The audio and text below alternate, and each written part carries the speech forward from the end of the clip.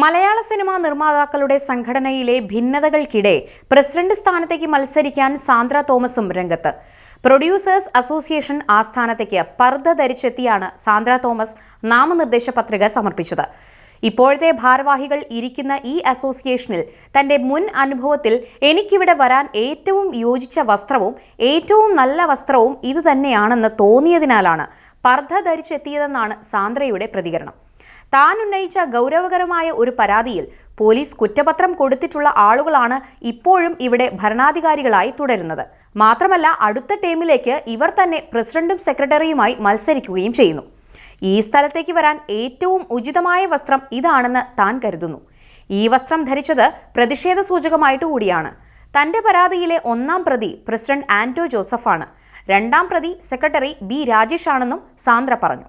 മുൻ ഭാരവാഹികൾക്കെതിരെ സാന്ദ്ര തോമസ് പരാതി നൽകിയതിനെ തുടർന്ന് സാന്ദ്രയെ സംഘടനയിൽ നിന്ന് പുറത്താക്കിയിരുന്നു. എന്നാൽ സാന്ദ്ര തോമസിന്റെ ഹർജി പരിഗണിച്ച് എറണാകുളം സബ് കോടതി സംഘടനയിൽ നിന്ന് പുറത്താക്കിയ നടപടി സ്റ്റേ ചെയ്തിരുന്നു.